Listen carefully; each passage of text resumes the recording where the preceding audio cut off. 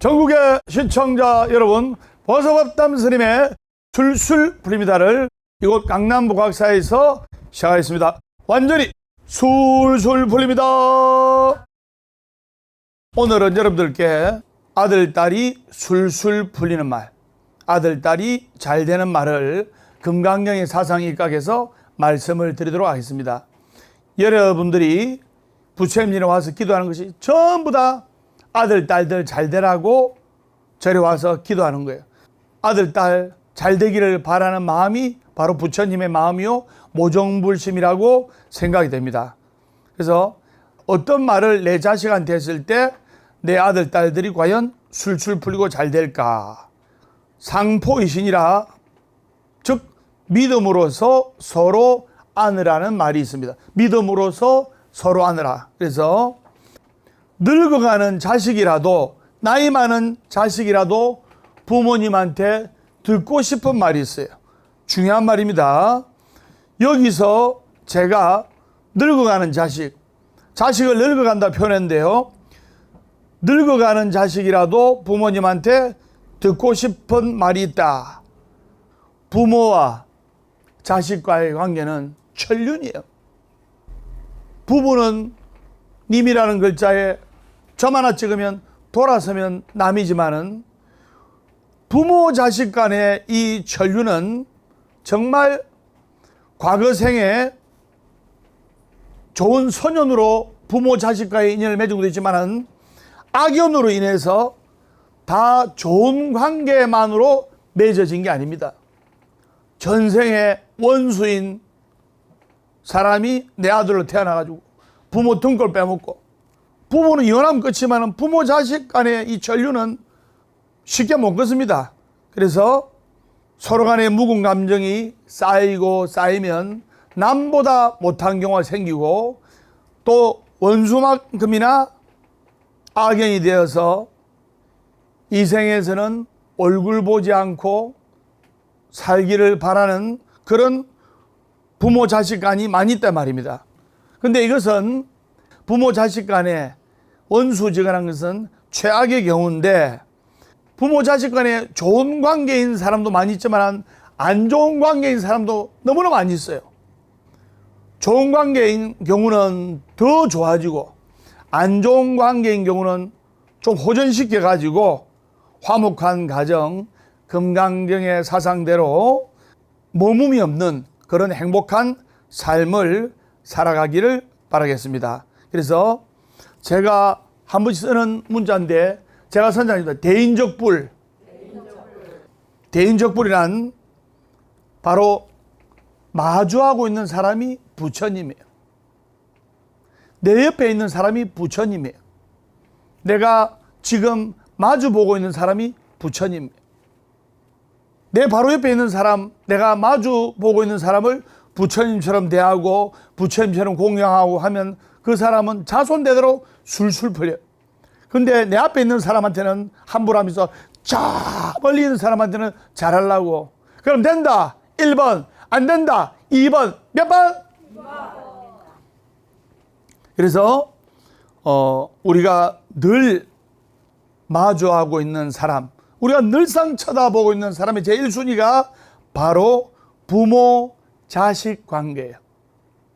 그 때문에 부모는 자식을 부처님처럼, 또 자식도 부모를 부처님처럼 이렇게 생각한다면 그 가정은 바로 불국토가 되는 거예요. 근데 우리 부모님이 자식을 뭘 합니까? 어이구, 니는 누구 닮아가지고 그러네, 니 애비 닮아 그런다, 못 살아 하면서.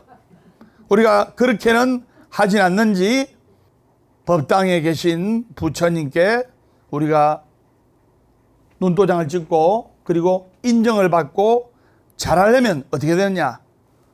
첫째가, 제가 선장입니다. 참회. 부처님한테 인정을 받으려면 인정받을 짓을 해야 돼요.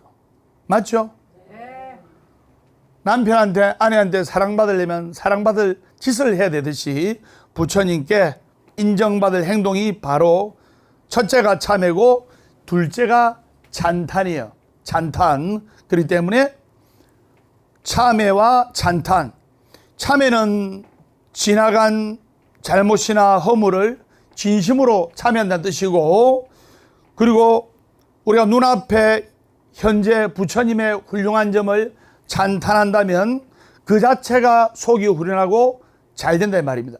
자, 한 번 더 말씀드리면 우리가 부처님께 복을 받고 부처님께 인정을 받고 하려면 부처님께 우리가 지나온 세월을 참회하고, 부처님 잘못했습니다. 지나간 허물을 참회합니다. 지나간 과오를 참회합니다. 이렇게 부처님께 참회하고, 두 번째, 부처님의 공덕과 위신력을 찬탄을 해야 되는 것. 이것을 바로 자식 부처한테 대입을 시켜야 돼요. 부처님께 복을 받으려면 참회와 찬탄했듯이 자식 부처에게 부모로서 대접을 받고 인정을 받으려면 바로 미안하다는 말을 해야 됩니다. 근데 이래 이야기를 하니까, 아니 자식이 부모한테 미안하다고 해야 관계가 좋아지지, 부모님이 자식한테 미안하다고 하면 이 관계가 이상해지지 않습니까? 그럴 것 같으면 부모 자식과의 인연을 끊는 게 안 낫습니까? 왜 부모가 자식한테 미안하다고 합니까? 한데 부모와 자식 간의 사이가 더 좋아지고 더 잘 되려면 부모가 먼저 자식한테 미안하다고 하는 것 외에는 답이 없어요. 왜냐? 여러분들이 10달 동안 배 아파서 나와서 진자리 마른 자리 갈아 넣어가지고 대학 졸업시키는 데 있어서 25살 때까지 드는 돈이 요새 돈으로 약 4억 정도 들어요. 그런데 과연 20, 30대 되는 아들, 딸이 부모님한테 고마운 마음이 많을까요? 섭섭하고 서운한 마음이 많을까요? 섭섭하고 서운한 마음이 많은 거예요. 부처님께서는 중생공양, 재불공양이랬어요. 바로 중생에게 기도하고 중생을 따뜻하게 하는 것이 부처님께 기도하고 공양을 올리는 것과 같다 했습니다. 여러분들이 그걸 아셔야 돼요.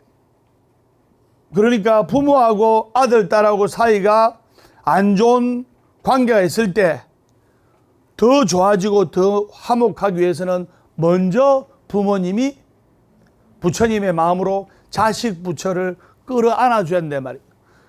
그렇지 않고서는 답이 없는 거예요. 설명 맞죠? 네. 그걸 여러분들이 아셔야 됩니다. 즉 자식이라 생각하지 말고 부모는 자식을 자식 부처님이라 생각하고, 또 자식은 부모님을 단순히 낳아준 부모님이라 생각하면 안 되고 부모님, 즉 부모 부처님이라고 생각하면서 서로가 대인족불, 서로가 서로를 부처님이라고 생각할 때 그 과정은 화목해지고 그 가정은 행복해진다 이 말입니다. 선생님하고 소환지 아시겠죠? 네. 완전히 술술 풀립니다. 우리가 부처님께 인정을 받고 부처님께 복을 받으려면 참회와 찬탄 기도를 해야 되듯이, 이것을 힌트 삼아 부모가 자식에게 지혜스럽게 말함으로써 그 관계가 아주 호전되지고 아주 화목해질 수 있다 말입니다. 아마 이 중에 이 화면을 보는 시청자분들 중에서도 부모 자식 간에 남보다 못한 경우가 있고 아마 원수처럼 지내는 그런 분도 있어요. 10년, 20년 연락 안 해가지고. 그래서 아까 스님이 언급한 것처럼 바로 법당 부처님께 참회하듯 부모님 된 입장에서 자식 부처에게 미안하다, 그 말 한마디를 할 수 있을 때 부모가 자식한테 뭘 잘못해서 그런 말을 하라는 뜻이 아니고, 부모가 다 큰 자식과 갈등이 있는 경우에 그렇게 하라 이 말입니다. 8살, 9살짜리 자식 붙잡고 미안하다 그런 말 하지 말고, 여기서 다 큰 자식이라는 것은 바로 40대 중반 정도 되는 자식이 있을 때 그렇게 하라 이 말입니다. 여러분들이 자식을 키울 때 20대 중반까지는 여러분의 아들, 딸도 공부한다고 정신없었어요. 또 부모님들도 대학 보내고 뒷바라지 한다고 정신없었고, 그리고 35살부터 한 40살까지는 또 가정 꾸리고 손자 손녀 놓고 저것끼리 또 산다고 정신없어요. 45살 정도 돼야, 즉 아들, 딸들이 45살 정도 되었을 때, 40대 중반 정도 됐을 때 다시 부모, 자식과의 관계가 리셋 된다는 것을 알아야 돼요. 그러면 부모님이 잘못한 게 없어도 그냥 40대 중반의 아들, 딸들은 서운하고 섭섭하고, 또 부모님 역시 40대 되는 아들, 딸들한테 서운하고 섭섭하고 그런 마음이 생기는 거예요. 그래서 바로 이때 부모님이 결단을 내려야 돼요. 아마 스님이 이 법문하면 무슨 부모가 자식한테 농담이라도 미안하다는 말 왜 하느냐 하는 반발심을 가지는 부모님도 계실 겁니다. 근데 부모가 내 아들, 내 딸을 책임지지 않으면 해결 방법이 없는 거예요. 여러분의 아들, 딸들이 훌륭하고 대성하고 잘 되면 부모님이 훌륭한 거고, 아들, 딸이 잘못하고 사고치고 하면 그 욕을 누가 들어먹어요? 부모님 욕 들어먹잖아요. 쉽게 말해서 자식을 훌륭하게 키우면 부모님이 칭찬받고 더 인정받고, 자식이 잘못되면 그 부모님이 법적인 책임은 지지 않지만은 인간적인 책임, 도의적인 책임은 질 수밖에 없는 거예요. 자, 그러면 40대 되는 아들, 딸들이 부모님한테 어떤 서운한 마음이 생기느냐. 정말 40대 중반 되면 사회에서, 회사에서 인정받으려고 노력하고, 이미 여러분들의 손자, 손녀, 자식들은 있을 거고, 마누라 먹이 살리기 바쁘고, 자식들 먹이 살리기 바쁘고, 사회에서 그 과도기에 있는 거예요. 그때 여러분 아들, 딸들이 어떤 생각을 하냐. 나는 왜 다른 집 자식처럼 좋은 환경에서 자라지 못했는가? 왜 우리 부모는 나에게 넉넉하게 살림을 물려주지 않았는가? 여러분들도 40대 때 그런 생각을 한 거예요. 그리고 나는 왜 흙수저로 태어났는가? 그리고 내가 하고자 하는 전공을, 나는 대학교 들어갈 때 이게 좋아서 이 전공을 하려고 했는데 엄마가 도시락 싸들고 다니면서 야야 그거 하지 마라 하지 마라. 그러니까 자식이 지금 안 풀리니까 그 탓을 누구한테 합니까? 부모님 탓하잖아요. 왜 부모님은 그때 내가 하고자 하는 전공을 막았을까? 아무튼 부모님이 잘해도 아들, 딸은 섭섭한 마음, 서운한 마음을 가질 수가 있는 거예요.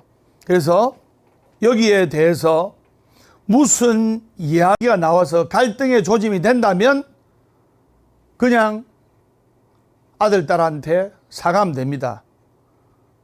아들아, 내 딸아, 내가 잘못했구나, 미안하구나. 이 말 한마디 하면 그뿐이에요. 근데 이거를 미안하다 말 한마디 하면 되는 거를, 이거를 변명을 또 너무 늘어나도 안 되는 거예요.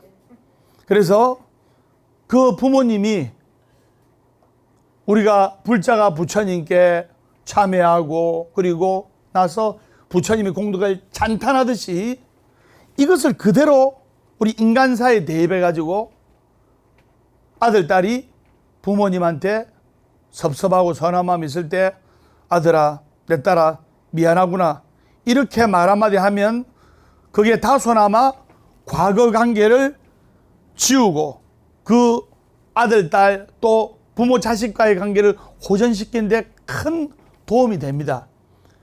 아까도 이야기했지만 미안하다는 말을 왜 부모가 해야 되느냐, 이렇게 반발심을 가지는 불자가 있습니다. 그렇게 말하면 답이 없는 거예요. 절대로 그 하심하는 마음을 가지지 않으면 부모 자식과의 관계는 호전되지가 않습니다. 어릴 때는 매로서 다스리고 엄하게 다스리고 할 수 있지만 인생을 40대 중반 정도 살면 그래도 나름대로 자기도 인생을 살았다고 하는데 회사에서 승진이 안 되고 또 취직이 잘 안 되고 하면 그 아들, 딸은 부모 탓을 하는 거예요. 돈도 백도 없어가지고 이렇게 내가 고생한다고 그렇게 생각하는 거예요. 그래서 자식들의 관계를 이렇게 지혜스럽게 호전시킴으로써 아들, 딸과의 관계가 좋아질 수 있다는 말입니다. 그 다음에죠. 그 다음에 우리가 불자가 부처님께 참회하고 그 다음에 찬탄하듯이 두 번째 방법으로서 아들, 딸한테 어떻게 하느냐? 바로 고맙다고 이야기를 해주는 겁니다. 잘한 게 있어 고맙다는 게 아니고 우리 아들, 우리 딸 그래도 이렇게 부모가 돈도 백도 없지만 이렇게 훌륭하게 성장해가지고 가정 잘 꾸리고 한 집안의 가장으로서 이렇게 있어준 게 너무나 고맙고 대견스러워. 그리고 내 딸로서 별탈 없이 성장해가지고 한 남자의 아내로서 지 아비를 잘 섬기고 이렇게 훌륭한 가정을 이끌어줘서 고마워. 내 딸 고마워. 이 말 한마디면 아들, 딸은 엄청나게 힘이 나는 거예요. 그래서 내 아들, 내 딸, 내 자식으로서 열심히 살고 있는 모습에 정말로 고맙구나, 기특하구나, 찬탄하듯이 칭찬과 덕담을 해줄 때 그 부모님의 말 한마디에 눈 녹듯이 그 서운한 마음, 섭섭한 마음이 사라지고 용기와 희망을 얻을 수가 있는 거예요. 그래서 아들, 딸이 진정으로 듣고 싶어하는 말, 첫째가 바로 자식들의 조그만 효도에도 고맙다고 하는 거예요. 내 딸이, 내 아들이 처음으로 직장에 나가가지고 내복을 한 벌 사왔어. 내복을 한 벌 사오면, 야, 니 내복, 엄마 내복 많은데 내복 살 돈으로 돈 주지. 그 말라고 내복 사와. 또는 아들, 딸이 설날에 추석 때 건강식품 사오잖아요. 어머니, 아버지 무병장수 하시라고. 그러면 니가 쓰잘데기 없는 건강식품 집에도 많이 있는데 다음부터 그걸 돈으로 주라. 이러면 아들, 딸은 굉장히 서운해.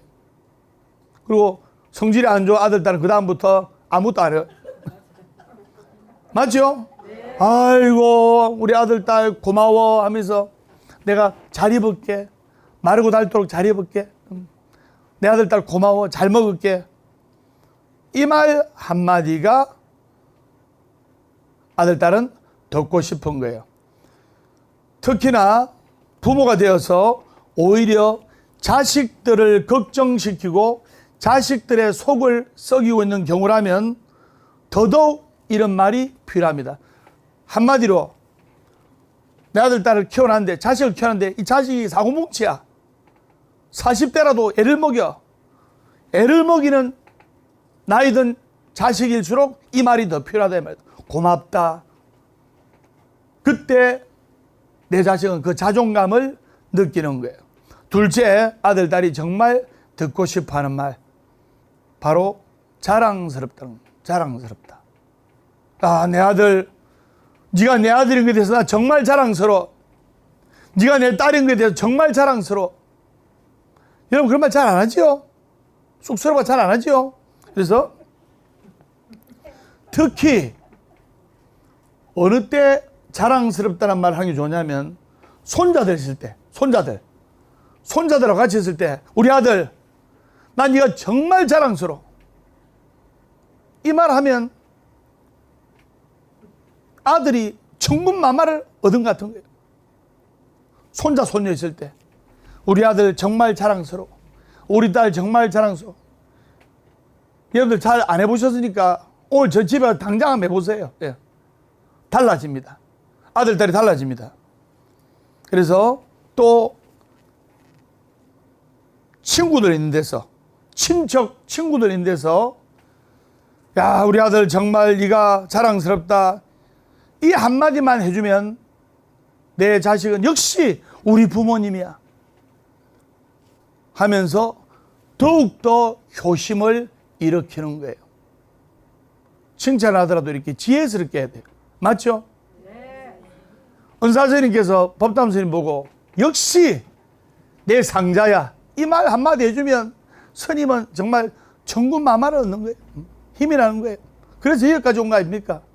그래서 손자 손녀인 데서 또 친척들인 데서 친구들인 데서 칭찬을 해주고 자랑스럽다고 하면 정말 아들, 딸들은 더 신이 나서 더 깊은 효심을 일으킨다 이 말입니다.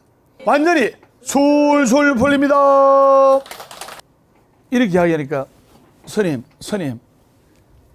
내 자식이요 맨날 애를 먹이고 해가지고 칭찬할 것도 없고 자랑할 것도 짓거리도 없는데 어째 됩니까? 찾으면 얼마든지 있어요.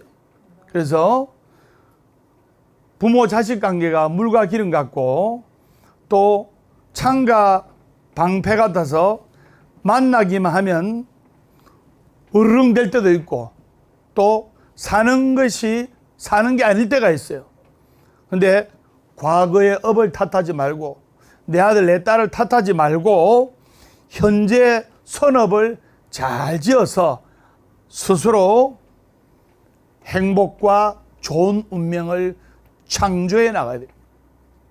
여기서 창조해 나갈 때는 우리가 선업과 또 좋은 공덕과 좋은 인연을 만들어 나가고 창조해 나가는 거예요.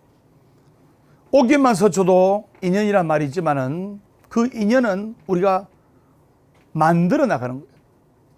악연도 끌어안고 참회와 찬탄을 해주어서 더 좋은 선연으로 만들고 그럴 때 이 악연이 더욱더 아름다운 선연으로 될 수가 있다는 것을 아시기 바랍니다. 완전히 술술 풀립니다. 그러면 금강경의 사상을 가슴에 새겨서 열심히 기도해가지고 소원 성취한 분의 이야기를 지금부터 말씀을 드리겠습니다. 두 딸을 둔 부모님이 계셨어요.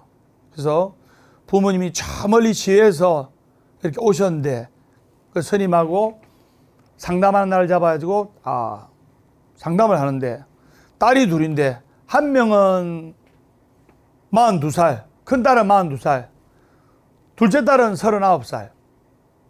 근데 둘 다 시집을 안 가는 거예요. 그래도 사람으로 태어났으면 사람들이 하는 거는 기본적으로 다 해봐야 될 거 아닙니까? 맞죠? 네. 그 두 딸은 시집갈 생각이 이만큼도 없는 거예요. 그런데 부모님은 속이 타는 거예요. 아이고, 쟤들 시집 가가지고 떡두꺼비 같은 손자 안아보는 게 소원인데 다른 쟤네들 친구들은 다 좋은 장 만나가지고 결혼하고 애기 놓고 돌도 지나고 막 뛰다니고 하는데 우리 딸은 회사에서는 어느 정도 인정받지만 시집 갈 생각을 안 하고 못 살아 하면서 특히 어머님이 눈에 눈물이 걸성걸성거리는 거예요. 그래서 스님이 그 어머니 보살님한테 보살님 큰딸을 놓기 전에 큰딸 위로 낙태유산한 적 있죠 하니까 스님 그걸 어떻게 아세요? 낙태유산된 아기 영가가 한 2명쯤 있는 것 같은데 맞습니까? 하니까 허벅지를 치면서 맞다는 거예요. 아버님이 옆에서 사실은 스님 제가 이 아내랑 안 살려고 했습니다.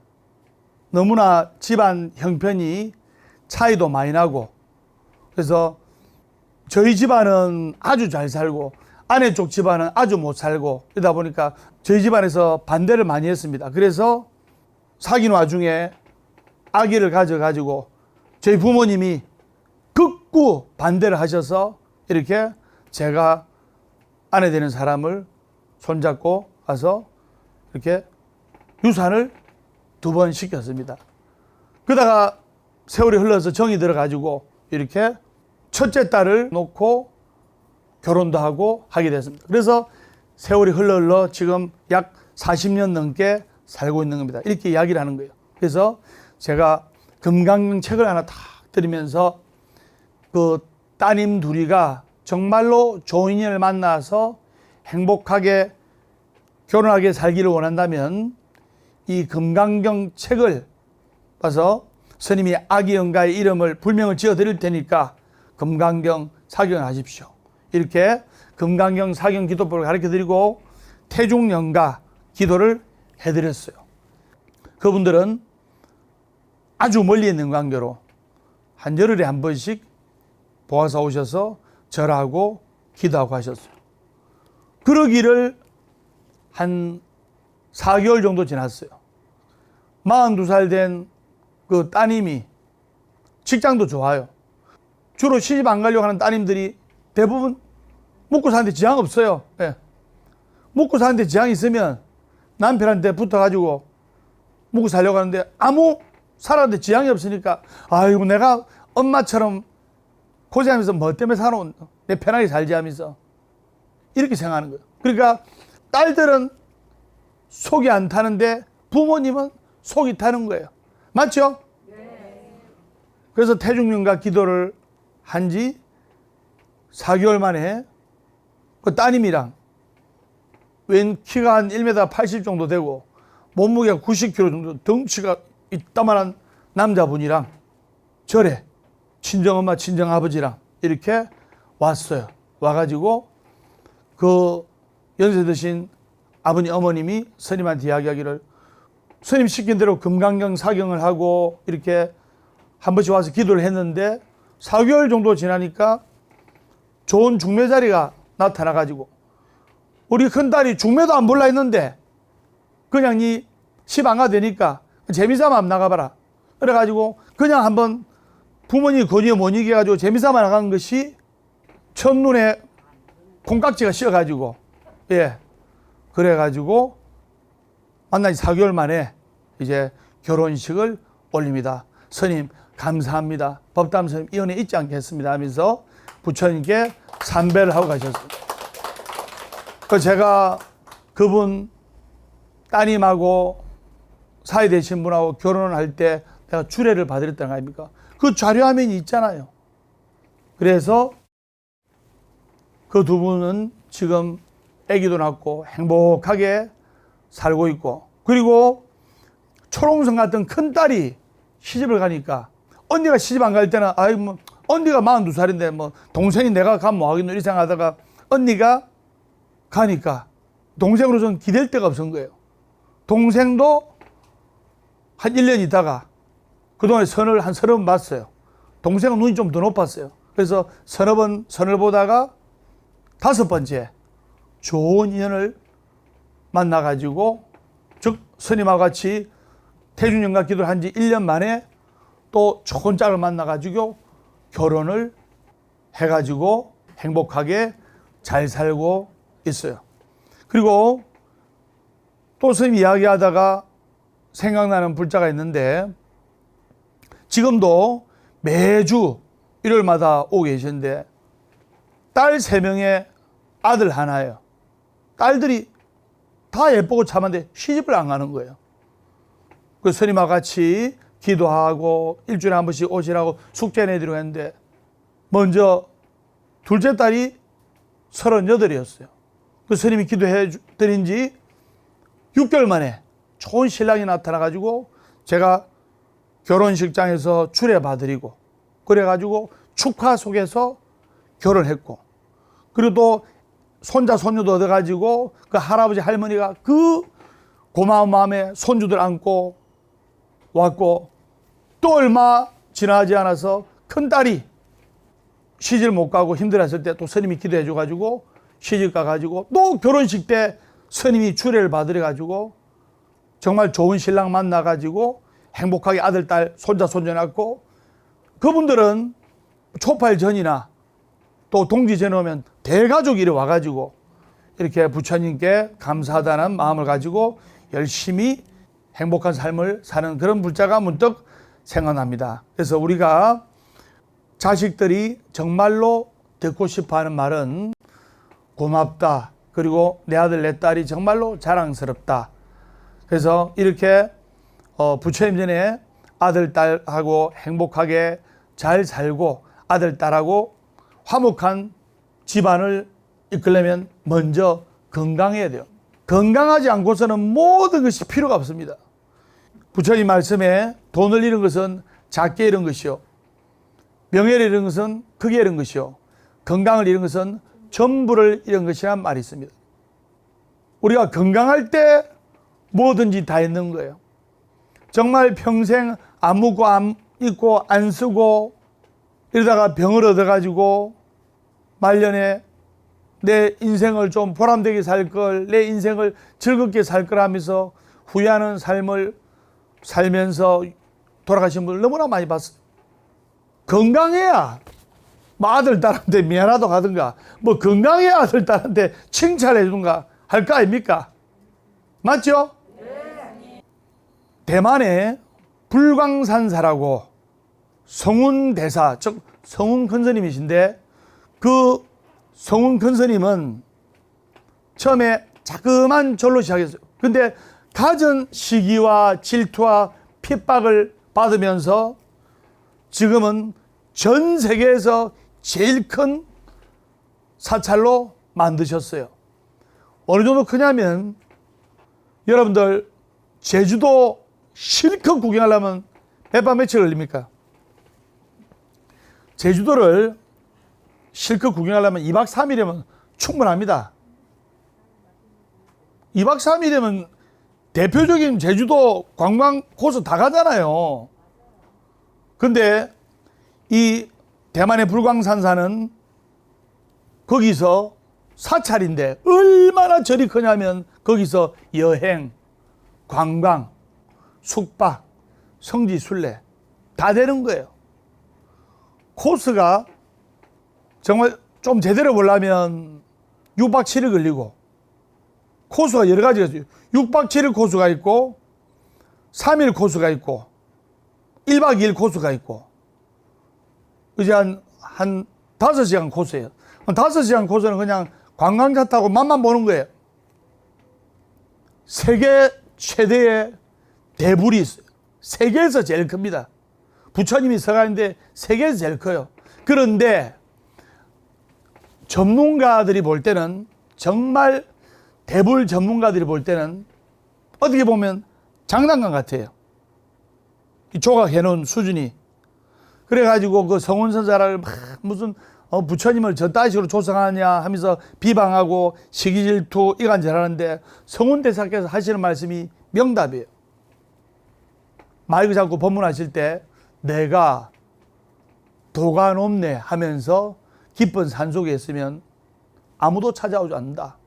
우선에 이렇게 불사를 해가지고 많은 사람들이 모인 다음에, 그리고 더욱더 제대로 된 불사를 하겠다 해서 그 대불들로 인해서 수많은 전 세계의 관광객과 불자들이 모여가지고 지금은 거기 대만 불광산사에 방송국도 있고 정규대학도 있고 모든 센터가 다 들어있어요. 그런데 그 성운대사께서 스님이 대만 불광산사 갔다 왔을 때는 그래도 노구의 몸이지만은 그나마 건강한 모습이었는데, 인터넷상으로 TV상으로 소식을 전해 들었을 때 당뇨로 인한 합병증으로 눈이 거의 멀어가지고, 성운대사께서 글을 잘 쓰셨거든요.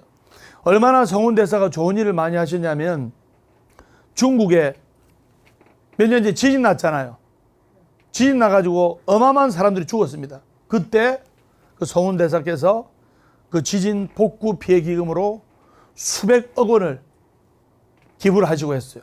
그래서 중국 사람들이 정말 힘들고 괴로울 때 성훈대사께서 관세음보살님처럼 나타나가지고 좋은 일을 하시고 계시는 그런 훌륭한 선사이셨는데, 당뇨라는 합병증으로 앞을 제대로 못 보셔가지고 시자가 이렇게 부대에 갖다 대야 그 감각으로 글을 써가지고 한 필 한 필 글을 쓸 정도로 시력이 나빠지셨어요. 그래서 여러분들이 건강하게 오래 살아야 아들, 딸하고 칭찬의 말, 덕담의 말도 주고받으면서 행복하게 살 수 있을 거 아닙니까? 아프면 아무 소용없는 거예요. 맞죠? 네. 저 송도에 어느 보살님이 계셨는데 한 1,000억대 부자, 1,000억대. 그분은 뭐냐면 지금은 뭐 송도든 송정이든 바닷가에 뭐 건물값이나 집값이 많이 뛰었잖아요. 한 15년 전, 20년 전에는 헐값에 사들일 수가 있었어요. 옷을 입은 거 보면 정말 행색이 너무 초라해. 그래가지고 직원들하고 10명 이렇게 일하고 있는데 제가 딱 볼 때 매일 말단 직원인 줄 알았어요. 근데 알고 보니까 사장이라. 그래 돈 모아가지고 건물 한 채 사고, 돈 모아가지고 건물 한 채 사고. 그 당시 15년 전, 20년 전에는 굉장히 싸게 살 수가 있었거든요. 근데 그게 한 10년, 15년 지나니까 건물값이 막 수십 배로 뛰니까 금세 1,000억대 부자 된 거 아닙니까? 그런데 이분이 돈 쓰는 게 아까워가지고 어디 놀러도 잘 안 다녀요. 그냥 소처럼 일만 하고 점심도 그냥 싸운 거로 대충 때우고 이런 거예요. 그리고 얼마 후에 몸이 아파 병원에 가니까 암인데 췌장암 말기 판정을 받아가지고, 여러분 췌장암은 증세가 나타났을 때 이미 늦는 거예요. 그래서 정기적인 건강검진이 필요한 거 아닙니까? 그래가지고 그 많은 유산을 제대로 써보지도 못하고 그 많은 재산을 어디 멀리 여행도 못 가고 오로지 돈 버리는데 혈안이 돼가지고 그분들 밑으로 자식이 6명 있었는데 그 보살님이 돌아가시고 나서 그 아들, 딸들이 유산 더 갖고 가려고 재판이 붙어가지고 49제 올릴 생각도 필요 없고 그냥 나는 장남이니까 더 갖고 가야 되고, 둘째 아들은 나는 아픈 어머니를 많이 모셨으니까 더 갖고 가야 되고, 재판이 붙어가지고 지금도 그 재판이 해결이 안 돼가지고 형제들한테 고통이 있는 거예요. 그래서 제가 말씀드리고 싶은 게 뭐냐면은 건강해야 우리가 선업도 지을 수 있고 좋은 일도 할 수 있고 건강해야 베풀 수도 있고 한 거예요. 맞죠? 네. 그래서 요즘 현대인들 중에 이 당뇨로 고통받는 사람이 너무나 많아요. 아까 제가 성훈대사의 이야기를 했는데, 그리고 또 제가 아는 어느 스님이 정말 큰 스님이셨는데 50대 당뇨가 너무 심해가지고 당뇨 합병증으로 와가지고 그 수많은 불사를 결국 이루지 못하고 모든 것을 중지하고, 신도들이 스님하고 같이 기도하지 않습니까? 근데 스님이 아파 다 죽어가니까 무슨 불자들이 모이겠어요? 스님은 얼마나 건강한지 압니까?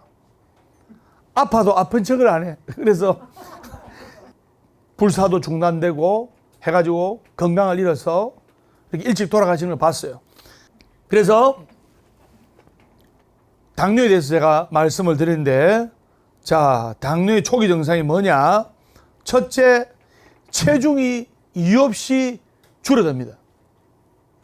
이유 없이 체중이 빠져요. 스님은 이유 없이 체중이 찝니다. 물만 먹어도 쪄요. 지금도 미스테리합니다. 그래서 첫째, 체중이 이유 없이 줄어들고, 둘째, 금방금방 피곤해요. 돌아서면 피곤하고. 당뇨 초기 증상입니다. 그리고 셋째, 소변의 양이 많아지고 자주 화장실을 가게 됩니다. 넷째, 피부에 색소가 침착이 되고 기미 같은 게 잘 낍니다. 다섯째, 입이 자꾸 말라요. 이렇게 되면 당뇨를 의심해보고 지금 또 괜찮다 하더라도 당뇨가 안 온다는 보장이 없습니다. 다섯째, 입이 마르고 심한 갈증이 발생해서 입냄새가 나고, 여섯째, 시력이 자꾸 흐려져요. 아까 성훈대사의 이야기처럼 이 당뇨 말기 되면 앞이 안 보이게 되고, 그리고 또 당뇨 말기 되면 발을 끊어내요. 스님이 실제로 당뇨 말기로 발을 끊은 사람 봤어요. 당 수치를, 당뇨병 환자들은 조절해야 되는데 체크하고, 그런 게 어디 있어 하면서 당뇨 말기인데도 막 술을 막 마셔 하더라고요. 근데 어느 날 보니까 의족을 했더라고요. 그 혈기왕성하고 팔팔하시는 분이 다리 잘라내고 의족하니까 그 다음부터는 정말 제대로 못 걸을 거 아닙니까? 그 팔팔거리신 분이 양쪽에 목발을 짚고 이렇게 걸어다니려 하니 제대로 걸어다니겠습니까? 그 정도로 당뇨가 무서운 병입니다. 그래서 여섯째, 시력이 자주 흐려지고, 일곱 번째, 손발이 마비되거나 시리가 뻣뻣합니다. 손발이 자꾸 저리고 피가 안 통하고, 요즘 약국에 가면 셀프 당뇨 이렇게 체크하는 거 많이 있잖아요. 그래서 자, 그러면 당뇨에 좋은 음식을 말씀드려야 돼요. 당뇨에 좋은 음식. 첫째, 채소류. 예. 그래서 시금치나 토마토나 양배추나 브로콜리, 특히 토마토 좋아요. 예. 그 다음에 둘째는 미역이나 김다시마 종류고, 그리고 셋째는 생수나 녹차, 홍차가 당뇨에 좋습니다. 그리고 넷째는 과일이나 과육이고, 자, 그러면 당뇨를 어떻게 하면 예방하고, 그 당뇨에 걸렸다 하더라도 어떻게 하면 치료할 수 있는지 제가 말씀드립니다. 첫째, 유산소 운동. 이건 따라 하셔야 돼요. 유산소 운동. 예. 유산소 운동 중에 제가 불교적인 입장에 의해서 말씀드리면 절 108배 정말 좋습니다. 절 108배. 제가 108배를 한창 할 때, 또 108배를 하지 않았을 때 봉정암에 올라갔는데, 봉정암에 이제 올라갔을 때, 첫 번째 올라갈 때 108배 안 했을 때요, 95kg까지 11시간 걸려. 11시간. 봉장 올라갈 때 11시간 올라가다가 한숨 자고, 올라가다가 한숨 자고 11시간 걸렸어요. 근데 저쪽에 신도들하고 그때 같이 갔을 때는 108배를 한창 했을 때 잘 올라가는 거예요. 그리고 108배를 한창 했을 때는 내려올 때는 3시간, 올라갈 때는 4시간 반, 5시간 이 정도 걸렸어요. 근데 108배를 안 했을 때는 올라갈 때는 몇 시간? 11시간. 내려갈 때는 1시간 반. 예. 뚱뚱해가지고 가속이 붙어가지고. 그래서 유산소동 절이 그렇게 좋다 이 말입니다. 둘째, 제가 선정합니다. 스트레스 받지 않기. 스트레스 받지 않으려고 노력해야 되고, 그리고 스트레스를 안 받으려면 마음을 내려놓아야 돼요. 막 웅켜지면 안 돼요. 내 거 하면 안 됩니다. 내 자식이 내 게 아니에요. 내려놔야 돼요. 셋째는 음식을 절제를 하는 게, 절식, 절제, 불자답게 이제 채식을 많이 하면 좋습니다. 꼭 채식만 하는 뜻이 아니고 채식을 많이 하면 좋다. 제가 오늘 하루 종일 채소만 먹었어요. 꼭 소가 된 느낌이었는데. 그래서 정말입니다. 그래서 네 번째는 금연하고 과음은 삼가야 되고, 다섯째는 가급적이면 체중을 과체중이 안 되도록 조정해야 됩니다. 그래서 혈당 건강관리는 식이요법, 그리고 운동요법, 그리고 스님이 지어냈습니다. 마음요법. 제가 선정했다. 마음요법. 그래서 식이요법, 운동요법, 마음요법, 이 세 가지를 항상 염두에 두고 이렇게 50대가 넘으면 스스로 관리하는 것이 좋습니다. 그렇게 하시고, 뭐니 해도 내가 건강해야 가족들을 또 지켜줄 수가 있고, 내가 건강해야 또 아들, 딸한테 득담되는 이야기를 할 수가 있습니다. 오늘 보석업담 스님의 술술 풀립니다. 아들, 딸들이 가장 듣고 싶어하는 말, 건강경 사장님께서 본문했습니다. 다음 시간에 밝고 건강한 모습으로 뵙도록 하겠습니다. 우리 다 같이 인사하겠습니다. 완전히 술술 풀립니다.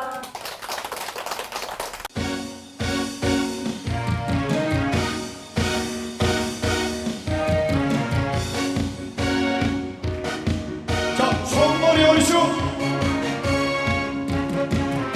자, 이 노래 듣고 술술 풀리시기 바랍니다. 술술 풀릴 겁니다. 술술 풀릴 겁니다. 행복하려면 행복한 사람 곁에 술술 풀리려는 법담 스님과 함께 포기하지 마세요. 희망은 있어. 우리 다 함께 술술 풀릴 거야. 같이 월요일 술술, 원래 웃고 화요일 술술, 화가 나도 웃고 수요일 술술, 수시로 웃고 목요일은 목이타게 웃는다. 빵빵빵빵빵빵. 금요일 술술, 금방 웃고 또 웃고 토요일 확실하게 웃고 일요일은 일어서서 웃는다. 술술 풀릴 거야. 우리 모두 다 함께.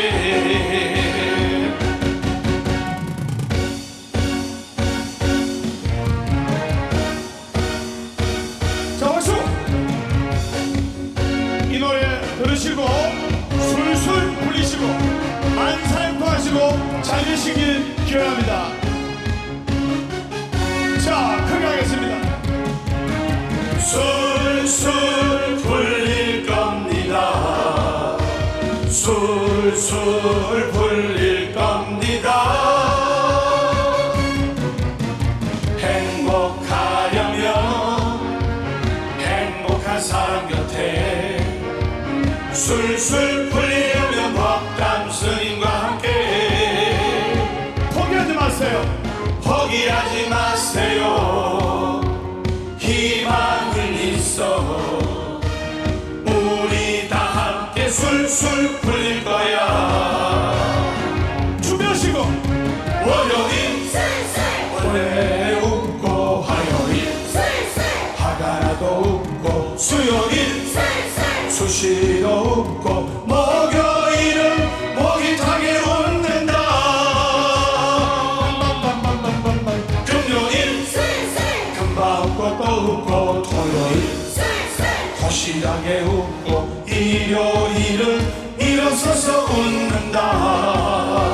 술술